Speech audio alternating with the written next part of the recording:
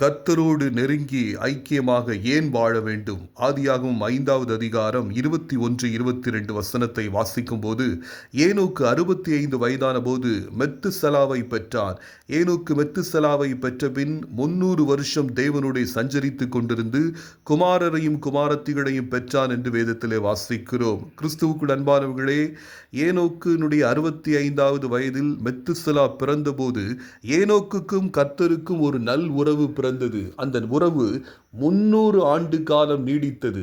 ஏனோக்கு தேவனோடு சஞ்சரித்தான் என்றால் என்ன அர்த்தம்? ஏனோக்கு கர்த்தரோடு நெருங்கி ஐக்கியமாக 300 வருஷம் வாழ்ந்தான் என்ற அர்த்தம். கிறிஸ்துவுக்குள் அன்பானவர்களே, இதுவரைக்கும் இல்லாத அளவுக்கு கர்த்தரோடு நெருங்கி ஐக்கியமாக நீங்கள் வாழ வேண்டும்.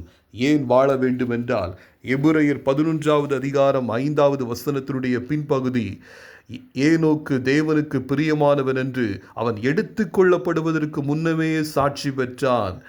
ஏனோக்கு தேவனோடே சஞ்சரித்து கொண்டிருந்தபடியினாலே, நெருங்கி ஐக்கியமாய் வாழ்ந்தபடியினாலே அவன் பரிசுத்தத்தின் மேல் பரிசுத்தம் அடைந்து தேவனாலே நற்சாட்சி பெற்றான். அப்படியே நீங்களும் கர்த்தரோடே நெருங்கி ஐக்கியமாக வாழும் பொழுது, இடைவிடாமல் தேவ சமூகத்திலே தரித்திருந்து ஜெபிக்கும் போது, நீங்கள் பரிசுத்தத்தின் மேலே பரிசுத்தம் அடைந்து தேவனாலே நற்சாட்சி பெறுவீர்கள். இரண்டாவதாக, அதே எபிரெயர் 11வது அதிகாரம் 5வது வசனத்திலே விசுவாசத்தினாலே ஏனோக்கு என்று வசனம் ஆரம்பிக்கிறது.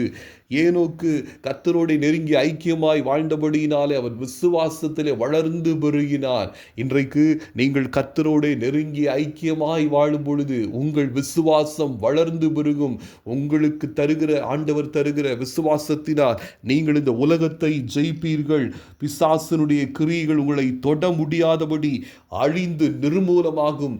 கர்த்தர் உங்களை ஆசீர்வதித்து மேன்மைப்படுத்துவார். மூன்றாவது, நீங்கள் கர்த்தரோடு நெருங்கி ஐக்கியமாக ஏன் வாழ வேண்டும்? எபிரெயர் 11வது அதிகாரம் 5வது வசனத்திலே, விசுவாசத்தினாலே ஏனோக்கு மரணத்தை காணாதபடிக்கு எடுத்துக்கொள்ளப்பட்டான். தேவன் அவனை எடுத்துக்கொண்டபடியினால் அவன் காணப்படாமற் போனான் என்று எழுதப்பட்டிருக்கிறது. இந்த உலக வாழ்க்கையிலே நீங்கள் கர்த்தரோடு நெருங்கி ஐக்கியமாய் வாழும் பொழுது, ஒரு நாள் இன்ப இயேசு ராஜாவை முகமுகமாய் தரிசித்து அவரோடு வாழும்படியான பாக்கியத்தை நீங்கள் பெறுவீர்கள். ஆகையால் உங்கள் பரிசுத்தம் வளர்ந்து பெருக, விசுவாசம் வளர்ந்து பெருக, ஒரு நாள் கர்த்தரை முகமுகமாய் தரிசிக்க இந்த உலக வாழ்க்கையிலே கர்த்தரோடு நெருங்கி ஐக்கியமாய் வாழுங்கள். கர்த்தர் உங்களை ஆசீர்வதிப்பாராக. ஆமென்.